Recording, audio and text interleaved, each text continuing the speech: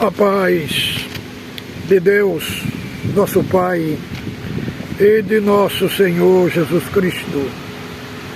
Este é um canal de opinião, reflexões e análises bíblico.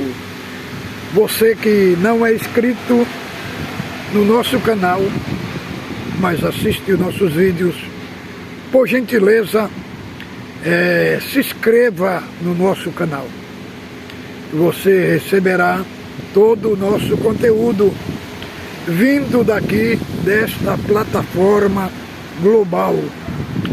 Deus abençoe a todos os nossos irmãos que têm compartilhado nossos vídeos e está dando um grande impacto nas redes sociais, no meio da Irmandade.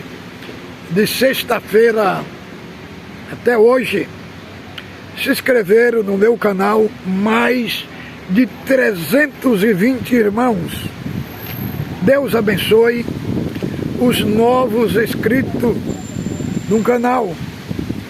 Cada 8 dias é uma igreja que está se inscrevendo no nosso canal, porque tem analisado que o nosso conteúdo é um conteúdo genuíno, um conteúdo verdadeiro e um conteúdo alinhado às Escrituras Sagradas.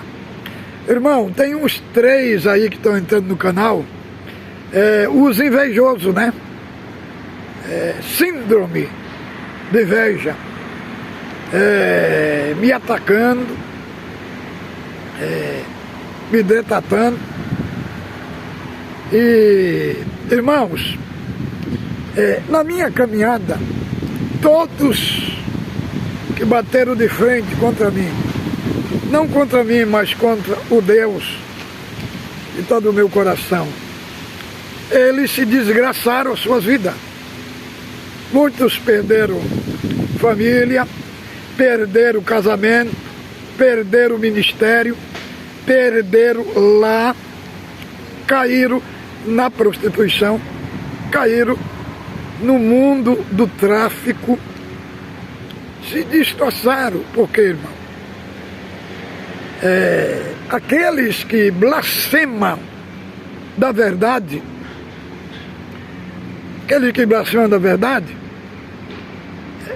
cai do caminho de contradição. O apóstolo Paulo, segundo Timóteo, lá fala que aqueles que blasfemaram da verdade do Evangelho que ele pregava, ele entregou para Satanás. Então, irmão, esses que vêm me atacar aqui, tomado pelo espírito das trevas, próprio demônio que manda eles vir me atacar aqui, é o próprio demônio que está destruindo as famílias deles. Entendeu? Então, irmão, o negócio é sério. O irmão Cláudio Mazola, uns tempos para trás, começou a me atacar e atacar outros críticos que estavam falando da verdade, né? Chegou um momento que eu desci para a oração. Fiquei uns 3 dias de jejum e oração, né? Pedindo para o Senhor fazer justiça. E olha a situação que o Cláudio Mazola está. Está todo enrolado. Aí, tiraram ele da presidência, não falaram por que tiraram, entendeu? Tinha um ancião também aqui em Corunha, que ele gostava de fazer gracinha com a minha cara. Entendeu? Entremos aqui no jejum e oração, pegamos na mão de Deus, situação dessa. O filho pecou, adulterou, a nora adulterou, nem mais na igreja vai. Então, irmão, só estou dando aqui alguns exemplos, sabe? Alguns exemplos. E os exemplos são muitos daqueles que levantaram, não contra mim, mas contra o Deus que eu prego. Então tem um aí que se chama Valdemar Silva. Teve uma vez que ele falou tanta bobagem, irmão, foi preciso nós bloquear ele. Agora ele entrou de novo, entendeu? Me ameaçando aí. Eu não tenho medo, irmão, desse deusinho vagabundo dele. É um deusinho vagabundo, entendeu? Porque o Deus Todo-Poderoso não é, irmão. Não é. O Deus Todo-Poderoso não manda ninguém vir nas redes sociais ameaçar e mentir. Entendeu? Então, esses que vêm me atacar aí, sabe? Pelo espírito das trevas, próprio demônio que vem mandar me atacar aqui, é o próprio demônio que está no meio da casa deles, no meio das famílias, no meio do casamento deles. Entendeu? Depois os irmãos vão ver o que vai acontecer.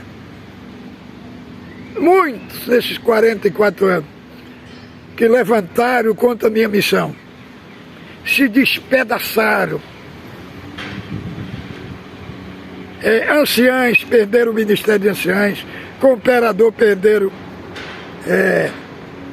uns se tornaram ateus, outros caíram na prostituição, entendeu? Então isso é o resultado de quem levanta contra quem prega a verdade. Mas o nosso assunto de hoje, vamos continuar falando, né? O nosso fundamento igual. Cristo falou que aqueles que estão nele não perdem a salvação. E outra coisa, irmão, nós não estamos aqui oferecendo salvação para ninguém. Quem é o Salvador é Cristo. É Ele que é o Salvador. Então, o que falamos aqui é dentro de base bíblica. Que o próprio Cristo falou: dou-vos a vida eterna e não hão de perecer, e ninguém arranca da minha mão. Então, os que estão na mão de Cristo não vão ser arrancados. Agora, essas expressão, perda da salvação, irmão, os irmãos não dão ouvido para isso não, irmão. Porque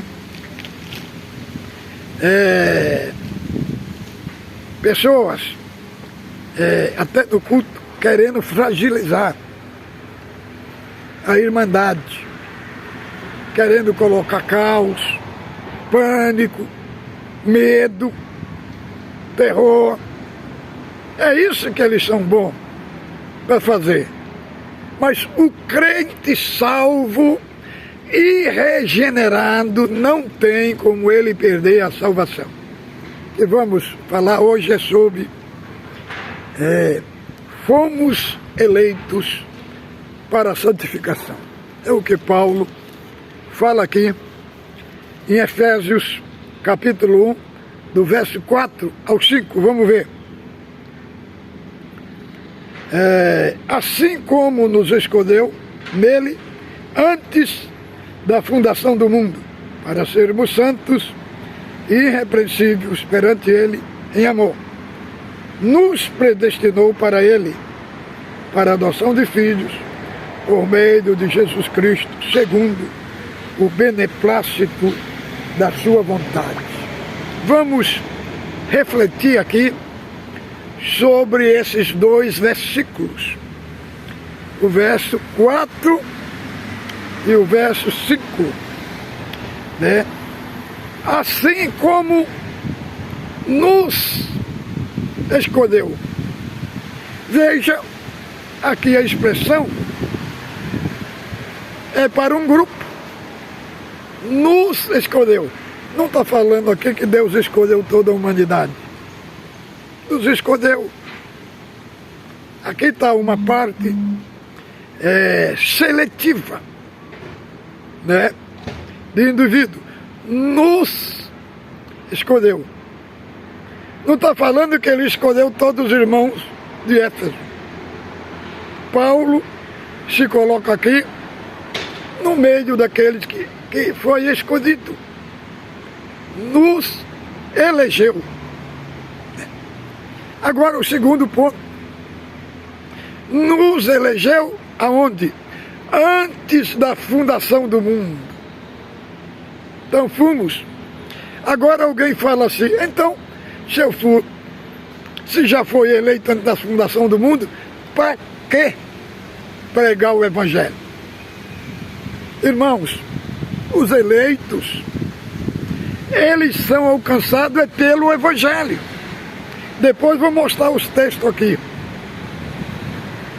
Por ser eleito, não significa que não tem que pregar o Evangelho, porque nós não sabemos aonde está o eleito. Então, o instrumento para alcançar os eleitos é a pregação do Evangelho. E quem são os eleitos? São aqueles que crerem em Jesus Cristo. Então, primeiro, nos escolheu, na humanidade. Escolheu um grupo aqui. Segundo,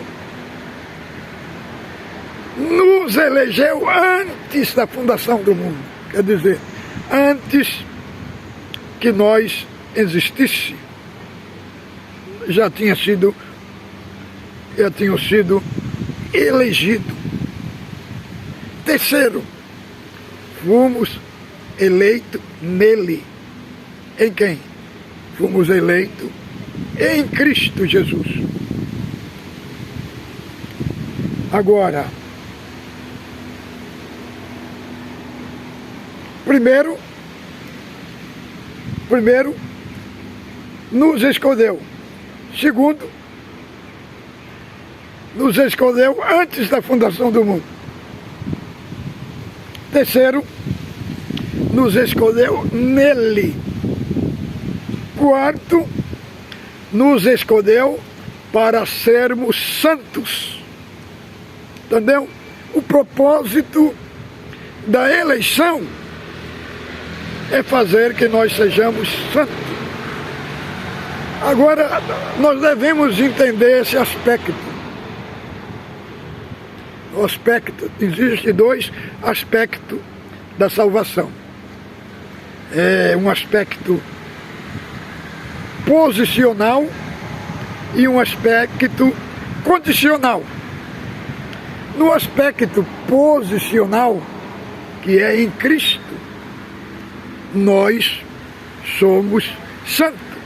Como dizia Paulo, escrevia sua carta aos santos que estão em Éfeso, aos santos que estão em Corinto, aos santos que estão em Tessalônica, aos santos que estão em Filipos, em Colossos, na posição. Agora, na condição, o que é que nós somos? Nós somos pecadores. Como diz lá na epístola do apóstolo João, do capítulo 1, do verso 8 ao 9. Se dissermos que não temos pecado, fazemos a Deus mentiroso e não a verdade em nós. Se confessarmos o nosso pecado, Ele é fiel e justo para nos perdoar. E Ele é propiciação, não só pelos nossos pecados, mas pelo de todo mundo. Então, no sentido da posição, em Cristo somos chamados de santo. No sentido da condição, somos pecadores. Agora, quinto ponto, fomos chamados para ser santos. Sexto ponto, fomos chamados para ser irrepreensíveis. Irmãos,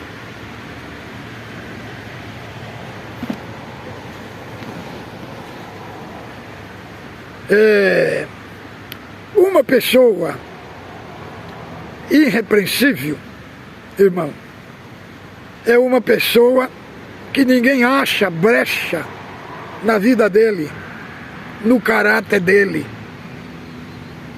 no testemunho dele.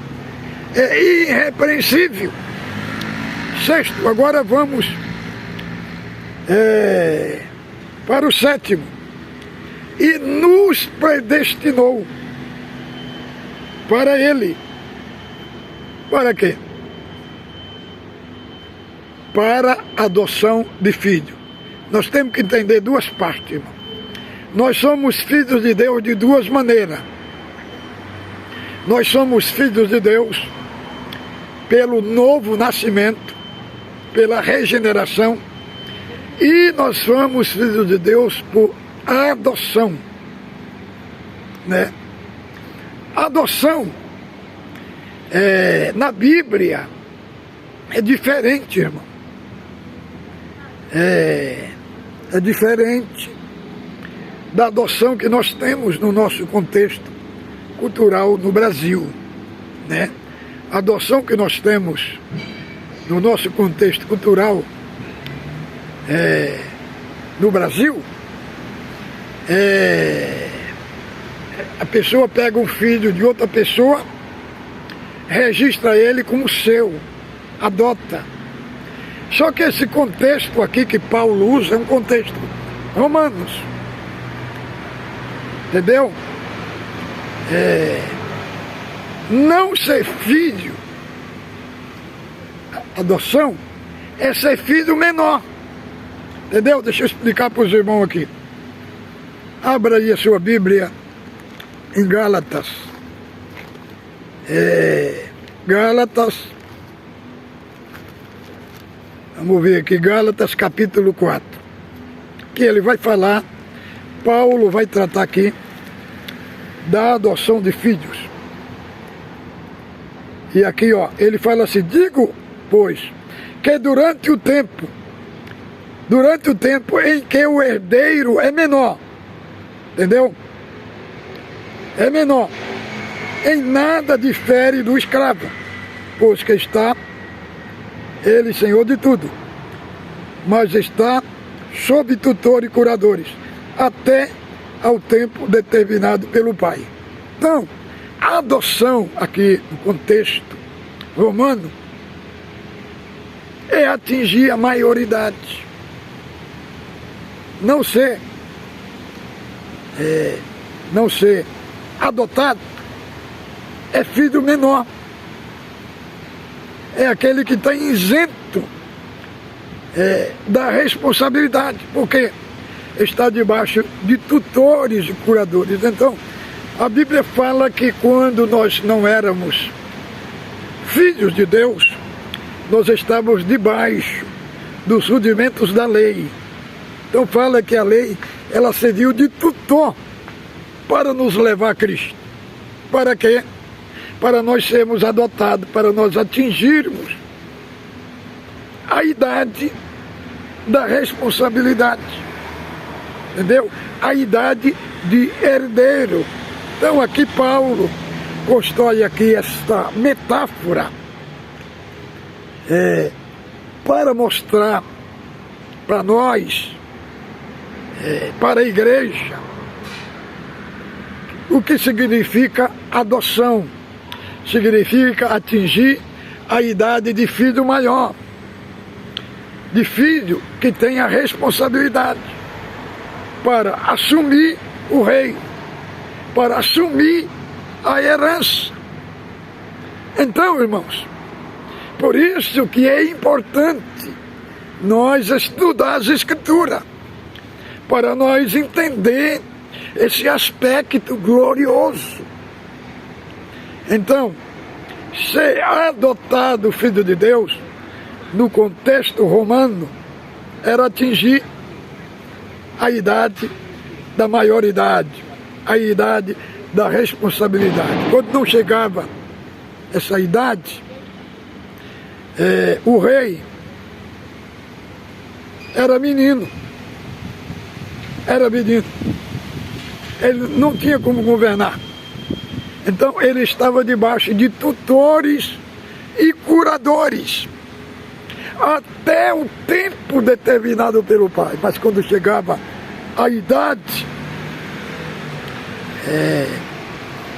a idade da responsabilidade de maior, aí os tutores saíam de cena. Sim, ele está falando aqui, quando nós nascemos em Cristo, nós saímos dessa idade de filho menor e alcançamos a idade superior. A lei, que era tutor, então é tirado de cena, porque aí o herdeiro está preparado, está na sua idade superior para herdar o reino. Então, irmão, aqui no verso 5, nós estamos em Efésios, falando só sobre 2 versículos. Efésios, capítulo 1, do verso 4 ao 5.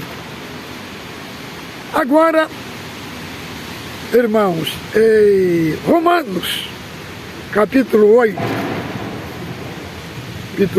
de Romanos, do verso 30, veja como que essa predestinação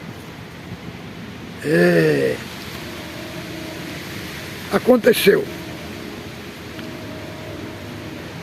29 e 30, ó. Porquanto aos que de antemão conheceu, irmão, como é que ele conheceu? Foi quando nós íamos para a fé? Foi quando nós cremos no Evangelho? De antemão, irmão, esta expressão de antemão está falando antes da nossa existência. Ele não conheceu. Por isso está em Romanos dizendo que Deus chama as coisas que não são como se já fosse. Ele nos conheceu de antemão e também nos predestinou para serem conforme a imagem do seu Filho. Conforme a imagem que Deus nos chamou para nós parecer com Cristo. A nossa vida, a nossa caminhada em Cristo, nós temos que desenvolver um relacionamento com Ele para parecer com Ele. É igual está aqui, ó, na Epístola Universal do apóstolo João, no capítulo 3, irmão. Veja que expressão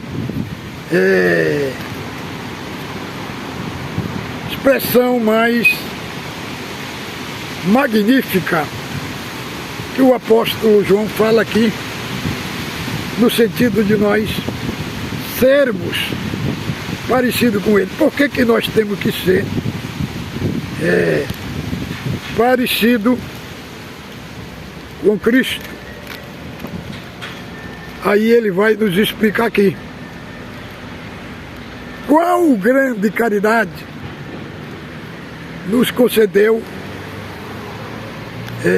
o Pai? Olha aqui, ó, o 2. Amados, agora somos filhos de Deus, e ainda não é manifesto o que havemos de ser.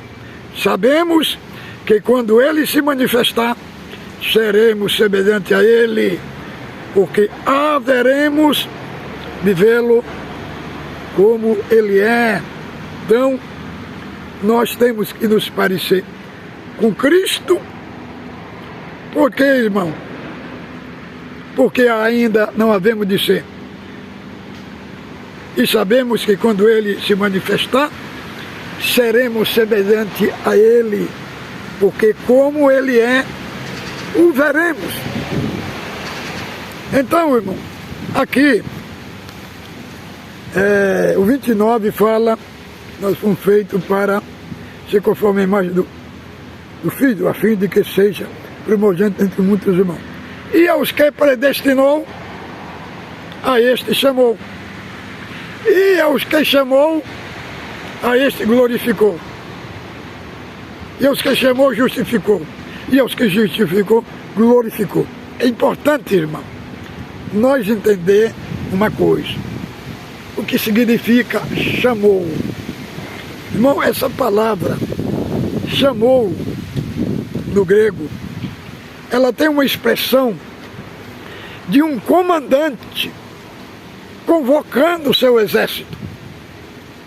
E nesta convocação não tem uma escolha optativa de rejeitar ou de aceitar.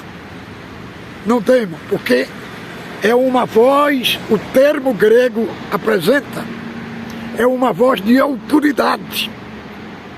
Não tem como a pessoa rejeitar aquele chamado. Assim, Paulo coloca aqui a mesma expressão grega que era dado por um comandante quando comandava, convocava o exército. Tinha que comparecer. Agora, irmão, Deus não arrasta ninguém para Ele. Deus não obriga ninguém a servir a Ele. Como é que é esse chamado, irmão? Esse chamado, ele é um chamado que está lá em João capítulo 6, 16, versos 7 a 8. Diz que esse chamado é através do Espírito Santo.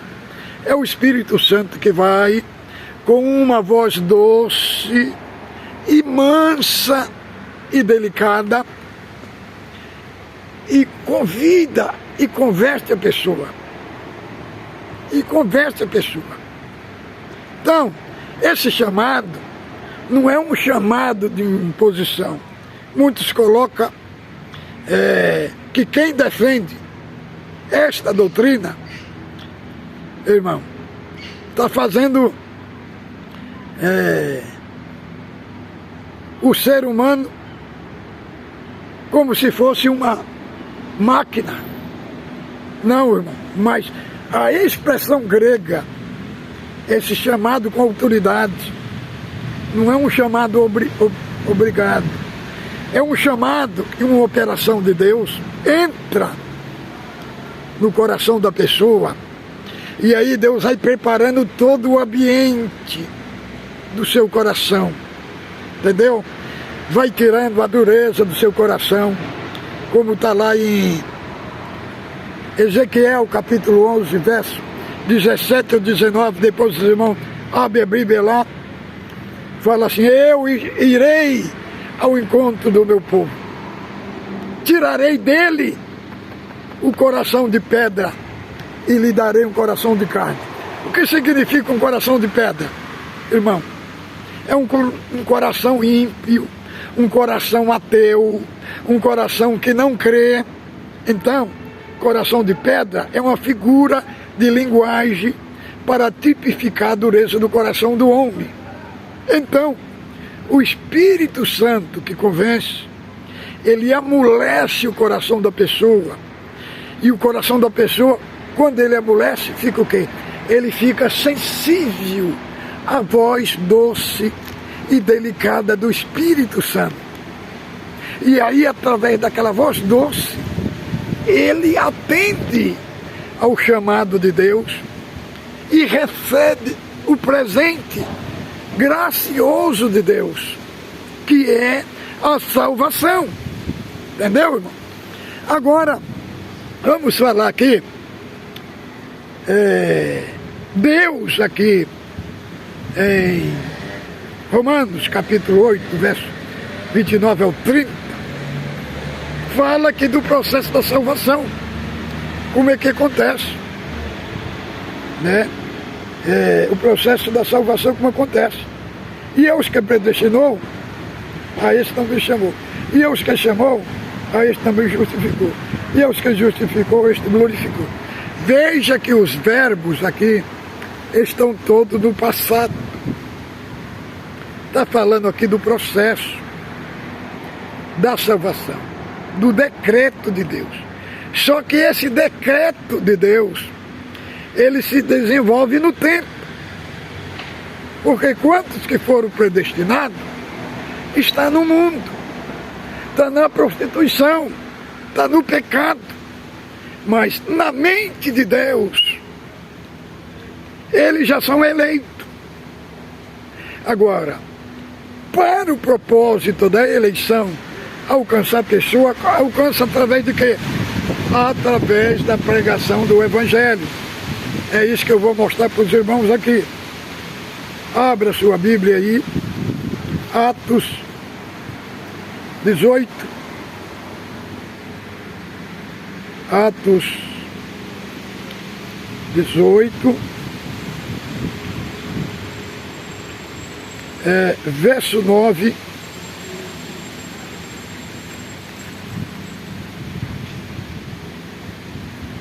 Verso 9 ao 10. Veja aí, irmão, Paulo estava pregando, né, em Corinto. E aí o povo não estava crendo. Abra aí a sua Bíblia.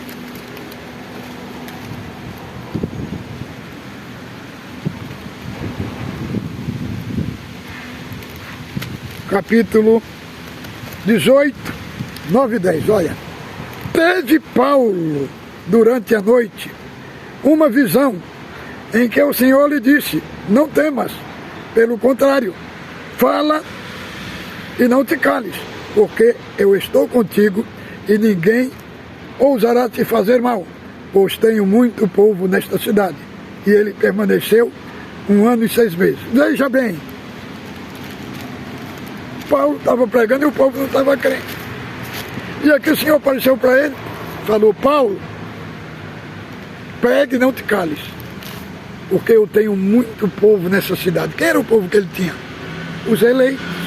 Mostrando, irmão, que é a pregação do Evangelho que alcança eleito. Não significa se estão eleitos, então não precisa ninguém pregar. Não, não é assim que está escrito, irmão. Não é assim que está escrito. Os eleitos, eles é eleito na mente de Deus, que está aqui, Romanos 8, 29 e 30. Na mente de Deus são eleitos. Mas no tempo, no espaço do tempo, eles estão perdidos. Então o que acontece? O Evangelho que vai alcançar ele. Por que ele é eleito? Porque eles vão crer no Evangelho. E por que ele ficou 1 ano e 6 meses mais nessa cidade? Por causa dos eleitos, irmãos. Veja o que Paulo diz. Por quem Paulo sofria. Se era por todo mundo, ou se era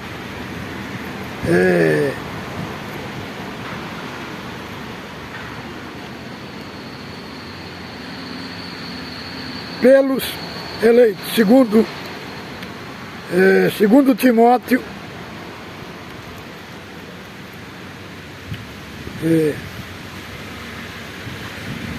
segundo Timóteo, capítulo 2, verso 10, ó. Por esta razão tudo suporto, por causa dos eleitos, para que eles também obtenham a salvação que está em Cristo Jesus com glória eterna. Viu? Por quem ele sofria? Por toda a humanidade? Não. Pelo um grupo dos eleitos.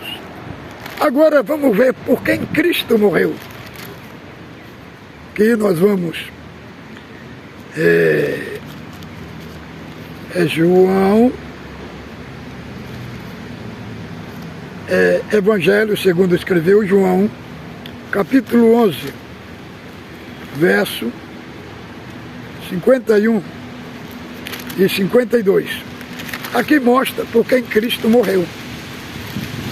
Vocês vão ver que aqui, nesse texto, aqui está falando que Cristo não morreu por toda a humanidade.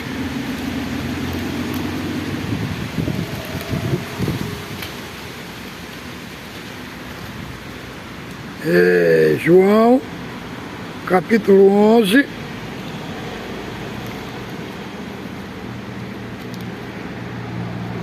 vamos ver, capítulo 11, verso 50 até o 52. Não, é 11:49 ao 52. Caifás, porém, um dentre eles, que era o sumo sacerdote daquele ano, advertiu dizendo: vós nada sabeis, nem considerais que vos convenha que morra um só homem pelo povo, e que não venha perecer toda a nação. Ora, ele disse isto, não de si mesmo, mas sendo sumo sacerdote, naquele ano profetizou que Jesus estava a morrer pela nação, e não somente pela nação, mas também para reunir em um só corpo os filhos de Deus que estavam dispersos em toda a terra. Então, aqui está falando que Cristo morreu só pelo povo judeu e pelos filhos de Deus que estavam dispersos na terra. Aqui é Evangelho de João 11:49 e 52. Agora vamos ver outro texto provando que Cristo não morreu por toda a humanidade. Abra aí sua Bíblia, Apocalipse, último livro da Bíblia. Último livro da Bíblia. Apocalipse capítulo 5, que fala claramente por quem Cristo morreu.